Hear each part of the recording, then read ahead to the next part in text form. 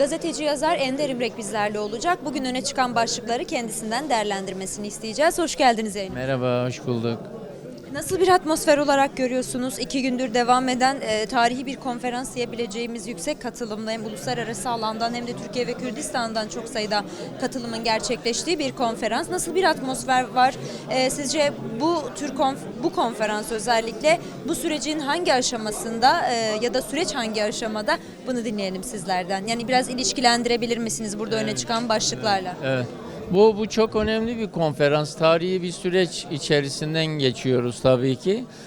Ve tabii Kürt sorununda çözüme ilişkin, barışa ilişkin, Türkiye'nin geleceğine ve Kürt sorununun Türkiye'de yasal, anayasal, hukuksal bir çerçeve içerisinden ele alınması ve Kürt halkının artık bir eşit haklara sahip yurttaşlık kategorisinde değerlendirilmesinin artık ön günlerini yaşıyoruz. Tabii sancılı geçiyor, sorunlu geçiyor ama mesafe alınarak ilerlendiğini rahatlıkla söylemek mümkün. Biz artık yani bu meselede son bir 13-14 aylık bir süre içerisinde ikinci aşamaya geldik diyebiliriz. Ben öyle tanımlamanın doğru olduğunu düşünüyorum. Çünkü bu bir kazanım. Yani buraları muğlaklaştırmamak lazım. Açık ve net bir biçimde ifade etmek lazım. Yani Sayın Öcalan'la son İmralı'da Türkiye Büyük Millet Meclisi'ndeki komisyondan 3 partiden de müteşekkil olsa, yani Cumhuriyet Halk Partisi ve DEVA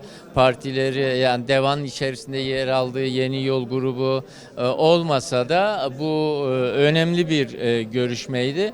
Tabii sıkıntıların olduğu çeşitli gelişmeler de oluyor. Yani burada işte Sayın Öcalan'la yapılan görüşmenin, buluşmanın, karşılıklı düşünce alışverişinin, tutanaklarının bir bütün olarak yayınlanması noktasında bir sıkıntı yaşandı. Ama böylesi dönemlerde, böylesi kriz dönemlerinde, böylesi engellerin ortaya çıktığı dönemlerde aklı selimle hareket etmenin, sürekli bir yol, bir yöntem bulmak gerektiğini düşünenlerdenim. Bunu bir krize dönüştürmemek, derinleştirmemek, burada yeni bir yol bularak ilerlemek gerekiyor. Şimdi buradaki bu konferansın ben dünkü bölümünde özellikle Bask bölgesi, Katalan bölgesi, İrlanda, Güney Afrika, yani bize şunu anlattılar. Çok çarpıcıydı. Aynı zamanda 26 yıl cezaevinde kalan ve son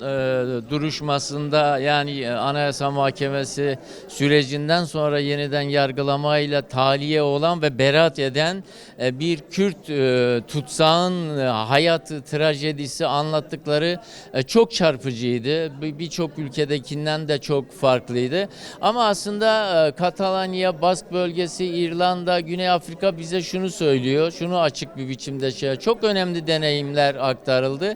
Biz başardık, biz bir yol açtık ama bizde de yani 7 yıldır örneğin süren bir süreç var ama biz de burada böyle her şeyi olması gereken aşamaya getirdik diyemiyoruz. Dolayısıyla sizdeki gelişmelerin her aşamasının mutlaka mücadeleyle, müzakereyle, buraların iç içe geçirilmiş halde büyük bir irade gösterilerek ilerletilmesi gerektiğine dikkat çektiler. Tabii tümünün ortak noktası cesaret ve önderlik, liderlik meselesi. Yani buna çok kıymet biçtiler. Güney Afrika'da de Klerk ile diyelim ki yani siyah halkın liderinin, Mandela'nın karşılıklı sağlam duruşları olmasa, karşılıklı kararlı iradeleri olmasa bu süreci ilerletmek zor olacaktı. Bizde belki AKP iktidarının, Cumhurbaşkanı Erdoğan'ın irade gösterme Kürt sorununa bu çözüm, işte Öcalan'ın ortaya koyduğu bu paradigmanın bir Türkiye'nin demokratikleşmesi meselesiyle ele alınmasında ciddi problemler var.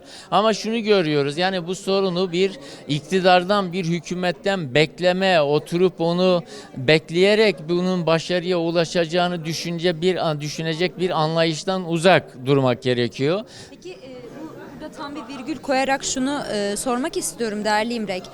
Ciddi somut adımların eksikliğini görüyoruz. Yani bunun dillendirildiğine tanıklık ediyoruz. Hem 1 Ekim 27 Şubat manifestosuyla birlikte aradan 13-14 ay geçti dediniz. Tam bütün bu süreç içerisinde somut adımların eksikliğini gördük. Hele ki son birkaç aydır, yani bu komisyonla beraber, evet bir komisyon var, bunlar önemli başlıklar. Katılımcılar eksiktir, yeterlidir ya da hangi siyasi partiler var ya da yok. Bunlar tartışma konusu. Ancak ciddi bir iktidar kanadından bir somut adım eksikliği var. Bunu ta uluslararası alandan gelen katılımcılar da bugün hani belirtti bunu. Süreç kritik aşamada diyoruz bu yüzden, ya da diyorsunuz, belirtiyorsunuz. Biz de sizlerden aktarıyoruz. Bu kritik aşamanın aşılmasında bir engel var mı? Bu engel varsa nedir? Bunu biraz açar mısınız bizlere? Yani hangi eşik aşılırsa biz bu toplumun, evet, inşa edilme süreci belki uzun sürebilir. Ancak artık daha sağlıklı ve sağlam temelli adımlar atılmış olur. Şimdi bazı şeyler kaçırılmaz. Yani Türkiye çok ciddi bir çözüm mekaniğiyle, mekanizmasıyla karşı karşıya kaldı. Bunu atlatması, bunu uzun süreye, çok uzun süreye yayması, buradan bir kaçış ve benzeri söz konusu değil. Bu eşyanın tabiatına aykırı bir durum. Bu çok farklı sorunlar ortaya çıkarabilir ve bunun farklı alt üst oluşlara neden olabilecek gelişmeleri de içerisinde barındırdığını egemenlerin kendilerinin de gördüğü kanaati taşıyorum.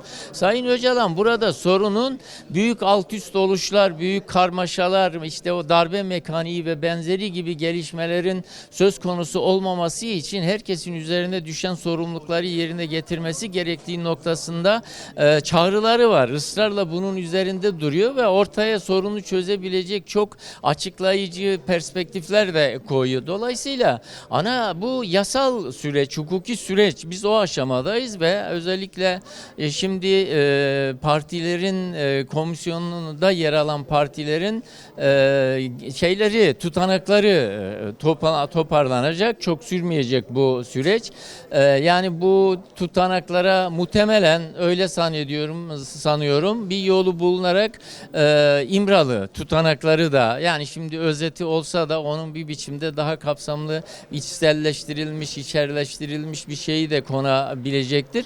Dolayısıyla biz artık bir yasal ve hukuki süreçle karşı karşıyayız. Yani silah bırakanların Türkiye'de toplumsal hayata, siyasi hayata, mücadeleye açık, hukuki, yasal bir perspektif kazanmış olarak, gelecekleri güvence altına alınmış olarak Kürtlerin yasal statüsünün artık bugüne kadar dışlandığı, bunlar çatışsınlar, savaşsınlar, biz de her şeyi mübah görelim, meşru görelim, ezelim ve yasa dışı terörizm ve benzeri gibi kavramlarla Kürtlere dair olan hiçbir şeyi meşruiyet kapsamı içerisinde dahil etmeyelim biçimindeki anlayışın iflas ettiği bir süreçle karşı karşıyayız. Dolayısıyla önümüzdeki sürecin yasal, anayasal meseleyi de gündeme getirecek bir düzenlemeye doğru. Yani şu aşamada anayasa meselesini her ne kadar iktidar mensupları kendi ikballeri,